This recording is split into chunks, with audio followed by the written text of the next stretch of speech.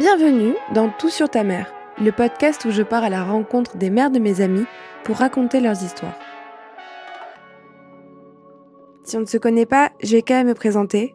Je m'appelle Valérie, j'ai 27 ans et j'habite à Paris. Et pour vous en dire un peu plus sur moi, je suis née le 2 février, exactement le même jour que Shakira, Paul Mescal et Valérie Giscard d'Estaing. Ouais. Alors, toutes ces personnes ont eu un impact plus ou moins important sur ma vie, et on va peut-être pas rentrer dans les détails, mais il y a une personne qui bat haut la main toutes celles que je viens de nommer, c'est ma mère. Le 2 février, c'est notre jour à toutes les deux, et cet événement, aussi anodin qu'il puisse paraître, a marqué ma relation avec elle. C'est peut-être même la raison pour laquelle j'ai toujours eu une fascination pour les mamans. La mienne, mais aussi celle des autres. Alors j'ai voulu comprendre et raconter ce lien mystérieux et fascinant entre mère et fille à travers d'autres histoires. Et c'est pourquoi nous sommes ici. Mi hija. C'est la meilleure chose que j'ai faite. Es el regalo más grande que me ha dado la vida. Il y a plein de choses qui surgissent en moi grâce à elle. Je me suis toujours dit qu'elle était la priorité. Très vite, ils me dépassent, en fin de compte, les enfants me dépassent.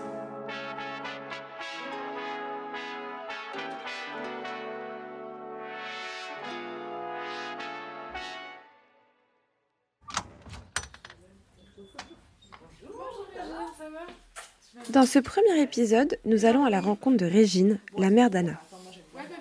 Régine nous a rejoints dans mon appartement parisien du 18e arrondissement un samedi après-midi très agité. Alors oui, ce n'était peut-être pas la meilleure décision pour une interview de podcast, mais une chose est sûre, il y avait beaucoup d'ambiance.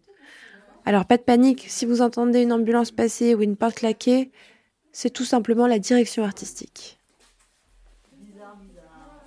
Avant de vous laisser avec Régine, j'aimerais vous parler un peu plus d'Anna. Anna, c'est une militante passionnée que j'admire beaucoup. Il n'y a pas de combat trop grand ou trop petit pour elle. Si vous la cherchez, vous la trouverez sûrement sur le parcours de la manif entre Place de la République et Place de la Bastille. Et les rares jours où elle a de la batterie sur son téléphone, vous la verrez envoyer des mails enflammés au service client Vélib pour se plaindre du manque de vélos dans son quartier. Et quand elle n'est pas en train de défendre les intérêts de la terre entière, Anna adore faire la fête. Elle adore rassembler ses amis autour des plats de sa grand-mère et prendre soin de ses proches. Mais attention, ne vous lancez pas dans un débat avec elle si vous n'êtes pas sûr de vos arguments, car elle se fera un plaisir de vous expliquer par A plus B que vous faites complètement fausse route. Et quand j'ai rencontré Régine, sa mère, j'ai compris que les chiens ne faisaient pas des chats. Elle a transmis toutes ses valeurs et l'importance de défendre ses convictions à sa fille. Moi, je m'appelle Régine, je suis née en 1961 à Saint-Denis. Et donc, ma maman était concierge, gardienne de la mairie de Saint-Denis. J'ai grandi dans une grande maison. Et mon papa était photographe. Ma maman, elle venait du nord de la France. Elle avait perdu sa maman très jeune. Et elle avait une marâtre qui l'avait mis au travail à 13 ans. Elle nous racontait toujours qu'elle lui avait falsifié sa carte d'identité pour pouvoir la faire travailler comme bonne dès l'âge de 13 ans. Alors, je pense qu'elle n'a pas eu une enfance heureuse, c'est le moins qu'on puisse dire. Elle avait un frère. Et donc, elle a dû rencontrer mon père quand elle avait, je ne sais pas, peut-être plus de 20 ans, 25 ans. Et ils sont partis donc, du nord de la France pour venir s'installer à Saint-Denis. Quand j'ai eu 7 ans, mes parents ont divorcé. Donc les souvenirs les plus importants de petite, c'est cette période du divorce, en fait, qui a anéanti ma mère, qui avait, pour elle, le ciel lui est tombé sur la tête, que mon père parte pour une autre femme. Et du coup, voilà, avant ça, j'ai pas peu de souvenirs, en fait, d'avant cette période. Après, il y a eu toute une période où, il a fallu qu'elle se remette sur pied, on va dire. Je crois qu'elle était pas d'une époque où on se posait beaucoup de questions sur la façon d'élever les enfants, Elle n'a pas choisi déjà d'avoir des enfants. Enfin, je veux dire, je me souviens très bien qu'elle racontait tous les avortements qu'elle avait subis. Et que c'était pas... Je pense pas que les enfants aient été choisis, Mais moi particulièrement, parce que moi je suis arrivée quand elle avait déjà 36 ans ou 37 ans, donc je savais déjà que... Enfin, j'ai toujours su que j'avais pas été un enfant qui avait été attendu, Je suis tombée un peu comme ça, la petite dernière. Parce qu'il y avait eu avant plein d'avortements où elle avait failli y rester, Elle faisait ce qu'elle pouvait pour assurer notre subsistance et puis et notre éducation. Mais bon, elle n'avait pas été à l'école, donc on s'est un peu élevé comme ça venait, C'était pas... Il n'y avait pas de choses, je pense, théorisées et réfléchies. Elle avait un travail où elle se levait tôt le matin, elle travaillait à la maison en fait, mais elle travaillait tout le temps finalement. Il n'y avait pas vraiment beaucoup de vacances parce qu'il n'y avait pas trop les moyens de partir en vacances et parce que on habitait, elle était sur son lieu de travail, c'était son lieu de vie, son lieu de travail. Il n'y avait pas vraiment de coupure entre la vie professionnelle et la vie familiale. Si le téléphone il sonnait en pleine nuit, il fallait qu'elle décroche quoi. Il y avait plein de choses qui passaient en plus par la mairie à cette époque-là qui ne doivent plus du tout fonctionner comme ça, mais il y avait un accident de la route quelque part, un administré qui décédait, le coup de téléphone il arrivait à la mairie, il fallait relayer auprès des élus. Quand tu tenais quelque part, tu ne te poses pas la question en fait. C'est-à-dire que pour moi c'était normal d'habiter là, quoi. C'était pas un truc, ça épatait un peu les copains et les copines surtout, parce qu'il y avait surtout des copines qui venaient à la maison. Et plus tard, plus grands les copains quand même. et c'était un endroit étonnant parce que c'était une mairie communiste, donc c'était un environnement militant quand même. Même si ma mère, elle avait un travail qui était un travail de gardienne, il y avait beaucoup d'élus, de personnes qui passaient par la loge. Voilà. Donc j'étais petite baignée là-dedans. Et c'était, une fois que le soir était tombé, que tout était fermé, c'était un grand endroit où je pouvais me balader partout dans la salle des mariages, dans l'escalier d'honneur, dans le jeu. Il n'y avait pas de jardin, il n'y avait rien, mais il y avait le grand hall de la mairie pour jouer au ballon. Il y avait, voilà, donc c'était un truc un peu étonnant, mais plein de vie, parce qu'il y avait beaucoup de monde, parce que toute mon enfance et toute mon adolescence, j'ai été baignée là-dedans, quoi. C'est-à-dire que tous les gens autour de moi étaient communistes, quasiment. Je crois que la première fois que j'ai rencontré quelqu'un de droite, pour vous dire, c'est à l'école normale, quoi. Il y avait une fille qui se réclamait du RPR et tout le monde la regardait avec des yeux absolument écarquillés en se demandant d'où elle sortait, quoi. J'étais une bonne élève à l'école, voilà. J'ai des photos avec les prix, avec les rubans et tout ça. Donc voilà, l'école, ça fonctionnait bien. Au lycée, collège, lycée aussi. Bon, alors au lycée de moins en moins bien parce qu'il y avait d'autres choses à faire, notamment du militantisme, donc ça prenait du temps. On faisait des réunions, on faisait des expos dans le hall du lycée, on faisait la grève, on occupait le lycée, voilà. Je ne me souviens plus pour quelle était la raison d'ailleurs à cette époque-là, mais bon, voilà, les années 77, 78, je sais pas trop. Et donc ça pouvait prendre beaucoup de temps, oui, bien sûr. Et c'était forcément, les jours de grève, c'était forcément un peu au détriment du reste, quoi. Mais bon, c'était pas vraiment, c'était une autre formation et un autre engagement. Et ça faisait partie de la vie normale pour moi, parce que je vivais que dans un monde de gens qui étaient quand même engagés et qui, pour moi, c'était vraiment la façon d'être, quoi. Et ça fait toujours partie de ma culture, quoi, de pas laisser faire, de s'organiser, d'essayer de résister, entre guillemets, comme on pouvait aux injustices du monde. C'était quand même la période, il y avait la guerre du Vietnam, il y avait eu Angela Davis, il y avait le Chili, il y avait des grandes causes, quoi. Et à cette époque-là, en plus, ça soulevait quand même il y avait du monde impliqué dans les mouvements, quoi. Donc c'était porteur. Là, pour vous dire à quel point on était baigné quand même dans cette... Il y avait l'Union des femmes françaises. L'Union des femmes françaises, maintenant, ça s'appelle Femmes solidaires. C'était le mouvement féministe du Parti communiste, en fait. Et donc, ils organisaient des bals costumés. Et alors, on a une série de photos avec des costumes absolument extraordinaires que les copines de ma mère faisaient, parce que ma mère, elle ne cousait pas. Et alors, on a ma sœur déguisée en Spoutnik, on a moi déguisée en polonaise. Enfin, voilà, c'était vraiment là, à l'époque militante. Et on a des photos aussi d'un bal où on est tous en Viet Cong pour soutenir le Vietnam, si tu veux. On est donc avec des faux fusils et des chapeaux chinois pour le Vietnam. Donc tu vois, il y avait tout ça qui faisait qu'on était quand même, y compris intéressés aux causes internationales, et voilà. Après, avec du recul, quelquefois avec un peu d'emballement, mais en tout cas, on était... je pense que pour l'âge qu'on avait, on était quand même informés, enfin, je ne sais pas si on peut dire informés, mais on baignait quand même dans un militantisme aussi internationaliste, on va dire. Assez vite, j'ai choisi de devenir instite, en fait. C'était un moyen aussi de faire des études qui étaient payées, quoi. À l'époque, tu passais le concours en terminale, et puis, enfin, après la terminale, et puis tu rentrais, tu étais salarié tout de suite, quoi. C'est un truc qui est totalement inimaginable pour vous maintenant, mais voilà, à 18 ans, tu avais un salaire. Et tu cotisais pour la retraite. tous les métiers, finalement, quand je réfléchis, qui auraient pu me plaire, c'est travailler dans un hôpital, enfin, toujours être en lien avec des métiers du soin, ou être éducatrice. Voilà. Dans les possibilités aussi de métier, il y avait ça, être éducatrice. Il n'y a pas autre chose vraiment qui m'a tentée. Bon, moi, j'ai été fan d'Anne Sylvestre, voilà, je vous l'avoue, Anne Sylvestre. J'aimais beaucoup Clémence en vacances, c'est l'histoire de cette vieille qui décide de tout arrêter et de laisser son mari se débrouiller. Et puis, Non, tu n'as pas de nom, qui est sur l'appartement, qui est une belle chanson.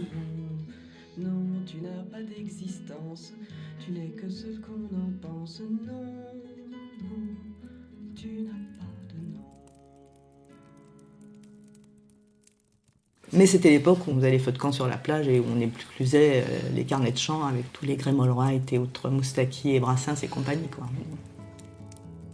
Donc, comme c'était une mairie communiste, on rembobine un peu, il y avait la Maison des Jeunes et de la Culture. Et la Maison des Jeunes et de la Culture, ça organisait aussi des activités de plein air. Et donc, à partir de l'âge de 15 ans, j'ai fait du kayak, de la voile, voilà, et on partait en week-end et en séjour. À peine à 18 ans, j'ai encadré des séjours. Et donc, tous les étés, je sais pas comment on faisait, on travaillait comme un style tout le temps, et après, on travaillait l'été quand même. Mais bon, ça permettait de boucler les fins de mois, et puis on aimait bien ça quand même. Et donc je partais, il y avait un camp sur la côte dans le sud de la France. J'ai découvert le sud de la France à cette occasion-là. Je n'étais jamais allée jusqu'à mer Méditerranée. Et donc on faisait de la voile et des activités dans l'Hérault, là, et on jouait de la guitare sur la plage. Voilà. La première vraie histoire qui a duré, c'est celle avec Lucien. Il est toujours là. Donc lui, il a duré longtemps. Alors, le père de mes filles, Lucien, alors lui, il était ouvreuse au théâtre. On s'est rencontrés comme ça, voilà. Donc on s'est rencontrés au théâtre Gérard Philippe à Saint-Denis. Et puis je crois qu'il venait aussi dans les fameux week-ends qu'on organisait avec la Maison des Jeunes. Je n'arrive pas à me souvenir d'ailleurs si on s'est d'abord rencontrés dans les week-ends ou d'abord au théâtre. Mais bon, les choses se sont faites. Nous nous sommes rencontrés. J'avais 18 ans et des brouettes, quoi. Et assez rapidement, on a vécu ensemble parce que j'ai récupéré un appartement que mon frère louait, que j'ai pu récupérer par le jeu des chaises musicales. Et donc, on s'est installés ensemble dans cet appartement. Peu de temps après qu'on soit installés, il y avait encore le service militaire. Et donc, il est parti 1 an à l'armée. Et pendant qu'il était à l'armée, du coup, il a passé le concours de l'école normale, lui aussi, pour intégrer. Et il n'y avait pas forcément pensé avant, mais voilà, il s'est dit que c'était pas, en voyant les conditions, que c'était pas si mal. Lucien, il était du Val d'Oise, un petit peu rural, on va dire, mais bon, moi j'étais de Seine-Saint-Denis, j'avais vécu à Saint-Denis, c'était l'endroit naturel pour vivre, quoi. Je ne m'étais pas projetée d'aller vivre ailleurs. Et le père de Lucien, qui travaillait à Air France, a eu un poste au Mexique, à un moment, en 88 ou un truc comme ça. Et il nous a dit, tiens, il y a l'Alliance française de Guadalajara, ils recherchent des enseignants, ça vous intéresserait pas? Et là, on s'est dit, tiens, pourquoi pas? Et donc, on est parti en contrat local avec notre sac sur le dos pour Guadalajara, en se disant, on part aller 1 an ou 2 pour faire une expérience, quoi. Donc, on allait rendu notre logement HLM, bazarder les 2-3 trucs qu'on avait, et on est parti à Guadalajara. Et donc, on a découvert la vie à l'étranger, sous le soleil quand même. Et c'était super, parce qu'on est arrivé avec que d'autres jeunes de notre âge. Enfin, à l'époque, on était jeunes, là, oui. Des gens de notre âge qui n'avaient pas d'enfants. Il y avait qu'un couple qui avait une petite fille, mais tout le monde était célibataire, donc c'était une ambiance très sympa. Mais on arrivait de France avec nos certitudes syndicales et statutaires. Et là, on s'est retrouvés dans un truc qui n'était pas du tout ni syndical ni statutaire, quoi. Donc on a lutté dès notre arrivée avec les autres collègues. Et au bout d'un moment, on a dit, si on n'obtient pas ce qu'on veut, eh ben, on s'en ira. Eh ben, ils nous ont dit au revoir. Donc on est rentrés au bout d'1 an. Mais au bout d'1 an avec rien, parce qu'on avait passé une super année au Mexique, mais en France, bon, ils nous avaient redonné des postes en Seine-Saint-Denis, bien sûr, mais c'était pas trop la joie quand même. Et là, on a pris l'avion pour aller voir, donc on est rentré genre au mois d'août, pour la rentrée de septembre, prend l'avion pour aller voir un copain dans le sud de la France, et on trouve une annonce dans l'IB, lycée de Ouagadougou recrute 5 instituteurs, fin août. On est arrivé chez le copain, il dit, tu sais où c'est Ouagadougou? Ouais, moi je suis déjà allé, j'ai traversé déjà le Sahara plusieurs fois avec des voitures, c'est super, l'Afrique de l'Ouest et tout ça, vous devriez y aller. Bon, alors on s'est dit pourquoi pas, donc on a signé pour partir à Ouagadougou. Donc c'était un peu un choc quand même, parce que Ouagadougou, il y a 40 ans, c'était quelque chose quand même. Hein. Et puis voilà, et puis on a fait une année et en discutant avec d'autres gens qui avaient voyagé ailleurs en Afrique, nous ont dit mais c'est pas partout pareil l'Afrique. À l'est là-bas c'est vert, il y a des montagnes, il fait beau et tout ça, il fait bon, voilà. Donc on a tenté notre chance, on a redemandé un poste ailleurs, on a eu deux postes au Kenya. Donc de Ouagadougou, on a retraversé l'Afrique pour aller au Kenya. Et donc là, au Kenya, c'était entre le Mexique et le Ouagadougou, il y avait un nouveau statut qui s'était créé, et donc on avait notre salaire français, on touchait notre salaire français. Donc pour vivre à Ouaga, c'était correct. Et après au Kenya, c'était très bien. Avec le salaire français, on avait un super niveau de vie. Et puis quand même, on a commencé à comprendre un peu comment ça fonctionnait les postes à l'étranger. Et donc moi j'avais fait un dossier on nous avait dit là où il y a le plus de postes d'expatriés, c'est sur le Maghreb. Donc on avait postulé sur le Maroc. Et ça a marché dès la première année. Donc je me suis retrouvée avec une proposition de poste à Mohamedia au Maroc. Mohamedia parce qu'il y avait des copains du Kenya qui eux avaient vécu là-bas mais longtemps avant et qui nous avaient dit c'est super. Bon, il s'avérait que c'était pas super Mohamedia, mais après finalement Lucien a eu un poste à Rabat et moi je suis aussi passée sur Rabat. Et puis il y avait déjà l'idée des bébés en route, du bébé en route, donc voilà, on se rapprochait aussi un peu de la famille en rentrant sur le Maroc. Et voilà, et donc on a fait 6 ans au Maroc. De là, on aurait pu rester au Maroc après mon contrat, parce qu'on aurait pu rester ad vitam aeternam sur un poste de résident. Mais on s'est dit quand même, c'est bien que nos enfants rentrent voir la France. Donc on est rentré en France, mais on n'est pas rentré de là où on était parti. Parce que rappelez-vous, quand on est parti pour 1 an ou 2. Mais là, il y avait 10 ans qui s'étaient écoulés quand même. Et en 10 ans, on avait pris l'habitude du soleil, et on n'avait plus tellement envie de rentrer en Seine-Saint-Denis. Ce qui nous paraissait au départ l'endroit, the place to be, n'était plus du tout the place to be. Donc voilà comment on s'est retrouvés dans les Bouches-du-Rhône, donc à Marseille, une année. Donc on a débarqué avec les enfants à Marseille et on s'est installé finalement à La Ciotat. À chercher où se poser, on s'est posé à La Ciotat. Mais le virus de bouger ne nous avait pas quand même tout à fait quittés. Donc quelques années plus tard, 6 ans plus tard, on est reparti à Madagascar. On ne s'est pas dit tout de suite, tiens, ça y est, on va faire une famille et faire des enfants. Mais c'était assez clair, assez rapidement qu'on aurait des enfants. On n'avait pas fixé d'échéance, mais on savait qu'on voulait des enfants. Mais on savait aussi qu'on ne les voulait pas tout de suite. Qu'on voulait profiter un peu de la vie avant d'en changer. Donc vers la trentaine, c'est venu l'idée de faire des enfants. Quand on était au Burkina, peut-être, voilà, ouais. Mais ça ne s'est pas fait tout seul, parce que ça ne voulait pas venir. Donc après, il a fallu faire au Kenya, faire un traitement et tout ça pour pouvoir avoir la petite Lise qui commence à pointer son museau. Et Anna, elle est venue toute seule derrière. Alors là, on ne lui a rien demandé, elle est arrivée, on voulait avoir un deuxième, donc on n'avait pas repris de précautions particulières, mais pour Lise, ça avait pris presque 2 ans quand même. Et Anna, c'est venue tranquillou derrière. Alors les prénoms, ça je sais. Mauvais sang. Léo Carax, 2 filles dans ce film, Lise et Anna. Les 2, Juliette Binoche et Lise, je ne sais plus comment elle s'appelle l'actrice. Anna, c'est Juliette Binoche.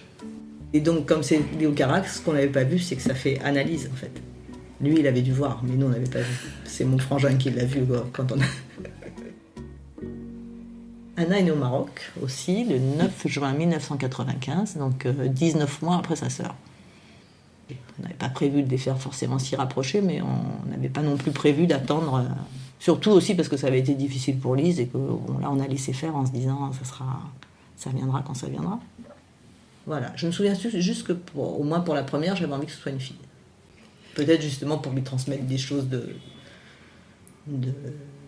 femme. J'aurais eu un garçon, je l'aurais gardé quand même. Voilà, j'aurais pas fait la difficile, mais je pense que j'aurais été déçue de ne pas avoir de fille. Alors, c'était un peu privilégié, puisqu'on avait la chance d'être au Maroc et quand même d'avoir l'étayage de la nounou, quoi. D'avoir 2 nounous quand les 2 étaient petites et qu'il fallait aller promener, il y avait la nounou et la sœur de la nounou, donc ça, c'était quand même confortable. Il n'y avait pas de famille autour, par contre, mais il y avait des copains. Et les copains, c'était l'âge où ils avaient des enfants aussi, donc on était dans tout un groupe qui avait des petits du même âge.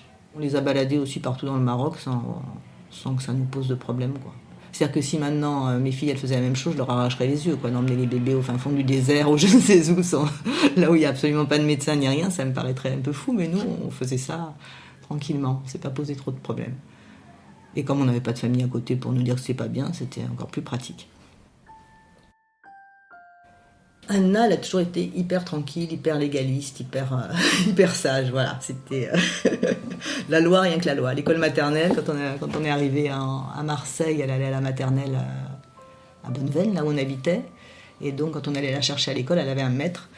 Tous les gosses, les parents ils arrivent à la porte de l'école, qu'est-ce qu'ils font? Ils se jettent dans les bras de leur mère, tu vois. Et elle attendait assise à sa table comme ça, et elle regardait son maître en attendant qu'il lui dise « Anna, tu peux y aller ». Voilà. Ça, c'est Anna, petite, c'est vraiment ça, quoi. C'est enfant sage.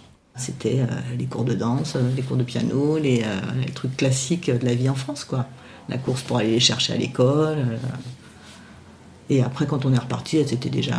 Bon, Anna avait 10 ans quand on est reparti à Madagascar, donc elle était déjà presque grande. Je n'ai pas souvenir d'une crise d'ado pour Anna. Elle a fait son adolescence, ça a coulé tranquille, quoi. Elle a continué à bien travailler à l'école. Non, franchement, elle n'est jamais sortie de ça. Elle nous a fait un stress une fois. Elle avait une copine qui était venue, c'était après Mada, donc entre Mada et l'Argentine, elle avait une copine qui avait perdu sa maman quand on était à Mada, et qui était venue, son père nous l'avait laissée pour quelques jours en vacances, tu vois. Et puis elle était invitée à une fête, ou je sais pas quoi, chez des copains d'Anna. Mais on ne savait pas où c'était, tu vois, la fête, et elles étaient censées rentrer en fin de journée. Et donc elles sont parties à cette fête, on ne savait pas où c'était, avec la copine que le papa nous avait confiée, elles avaient 14 ans, hein. Et puis le soir commençait à venir, pas de nouvelles. Ça commençait à être tard, pas de nouvelles, tu vois. Donc on est allé traîner dans la cité d'à côté où on savait qu'elle avait une copine qui peut-être saurait. Donc on a fini par savoir par le grand frère de la copine qu'elle devait être dans une maison, je sais pas où, à La Ciotat. Là. Donc nous voilà partis à la nuit tombée pour trouver cette maison, parce qu'elle répondait pas au téléphone. Et on arrive devant cette maison où il y avait des lumières allumées, on sonne, toutes les lumières s'éteignent, personne, tu vois. Donc on finit par tambouriner à la porte, on finit par rentrer quand même, on arrive dans une maison, il n'y avait pas de trace d'Anna, ni ouais, Anna, elle est là-bas dans une chambre, on l'a retrouvée, en fait elle était bourrée dans une chambre avec la copine qui essayait de la remettre sur pied, et en fait ils avaient fait une soirée, première soirée arrosée je pense. Là ça m'a mis dans une colère, tu peux pas savoir, la peur, tu fais rétrospective, tu vois tous les films, quand tu arrives dans cette maison noire, tu te dis qu'est-ce qui se passe dans cette maison, on ne veut pas m'ouvrir, qu'est-ce que je vais retrouver, ma fille, mais aussi surtout l'autre, enfin pas surtout, mais l'autre fille aussi, quoi, tu vois, les deux, on était responsables de l'autre quand même. Et tout ce qu'elle a trouvé à nous dire, c'est « Mais c'était du rosé, et vous en buvez du rosé, ça vous fait rien ?» Tu sais, ils avaient dû jouer à la bouteille, là où tu tournes et où tu bois, donc... Je crois que je lui ai mis une rouste ce jour-là, tu vois. Je ne me rappelle pas d'avoir frappé, mais je crois que ça m'a tellement...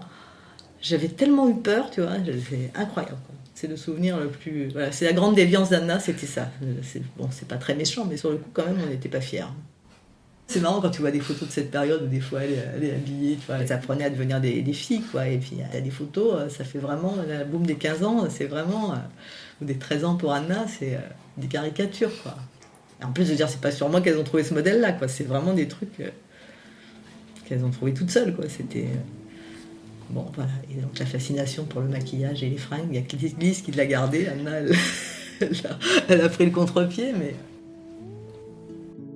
Tu peux faire tout ce que tu veux avec les mêmes ingrédients, en ayant l'impression de faire la même chose, t'as pas le même résultat, quoi. C'est-à-dire qu'en fait, t'as assez peu de pouvoir sur tes enfants, finalement. Sauf celui, peut-être, certainement de leur laisser quand même des valeurs et des trucs, mais quand j'en discute avec les copines qui ont des enfants de notre âge, c'est pareil, quoi. On se dit, on les regarde, t'es au spectacle, quoi. Tu les vois grandir, et finalement, il y a un moment où, petit, t'as l'illusion que c'est toi qui commandes, quoi, en gros. Et après, d'un coup, ça part, et tu sais plus quoi faire, quoi. Du jour au lendemain, tu te retrouves avec un truc qu'il faut élever, et tu fais du mieux que tu peux, quoi. Enfin, tu penses que tu fais du mieux que tu peux, tu fais sûrement des conneries et des trucs qu'il n'aurait pas fallu faire, mais bon.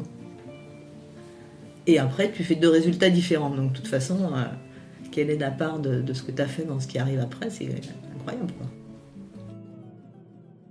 Après, le résultat, il est comme il est, mais de toute façon, si tu aimes ton enfant, tu fais forcément ce que tu as l'impression de faire de mieux, quoi, je pense. Et même quand ça rate, t'as l'impression d'avoir... Alors c'est encore plus dur quand ça rate, parce que t'as justement l'impression d'avoir fait... Enfin, quand ça rate, quand il y a des trucs qui se passent pas comme tu l'avais attendu, quoi. Chaque fois que j'entends des trucs sur les parents démissionnaires et tout ça, je me dis, mais c'est tellement difficile, quoi. Comment tu peux juger des parents parce que les enfants, ils vont pas dans le bon sens après, quoi, ou dans le sens qu'on attend d'eux, c'est... Et moi, on était deux pour les élever, on avait des bonnes conditions matérielles, tu vois. Et c'est dur. Déjà, ça, c'est dur. Alors, j'imagine quand t'es mère célibataire, que t'as pas de boulot, que t'as pas de quoi boucler tes fins de mois et qu'il faut qu'en plus t'élèves tes gamins, quoi. Là, ça tient du miracle d'y arriver, quoi. C'est clair. Et pourtant, voilà. Et pourtant, t'as des familles où c'est confortable financièrement et sentimentalement et où ça se passe pas bien, et d'autres familles où les gamins ils poussent quand même. Donc c'est une espèce d'alchimie assez.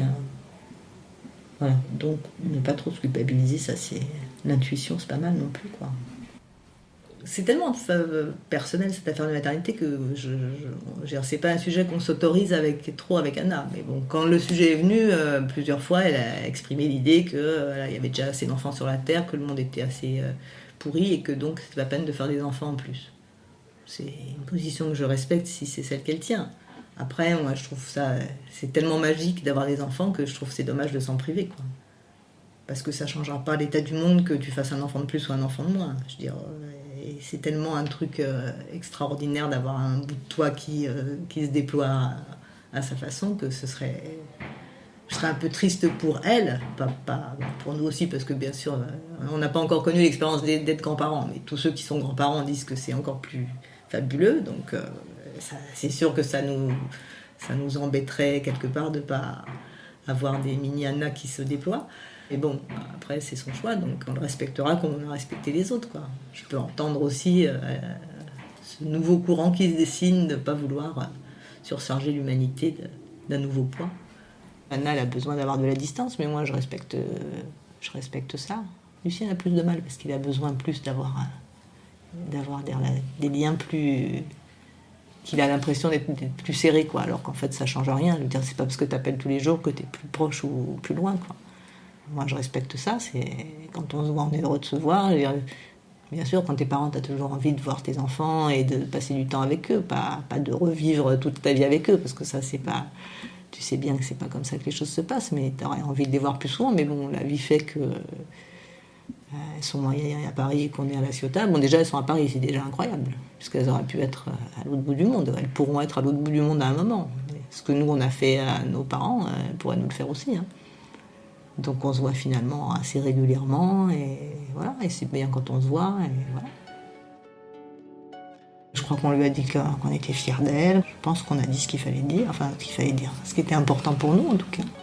Qu'est-ce qui te rend particulièrement fière chez elle ? Bah, son engagement, puis qu'elle soit capable de choisir, de faire des choix qui sont beaux, quoi, qui sont conformes à ce que nous on croit, ouais.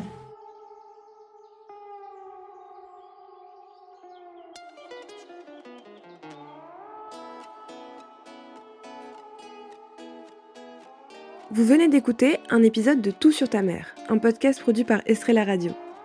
Si vous avez aimé cet épisode, pensez à le partager ou à nous laisser un commentaire sur votre plateforme d'écoute. On a hâte d'avoir vos retours. Un abrazo!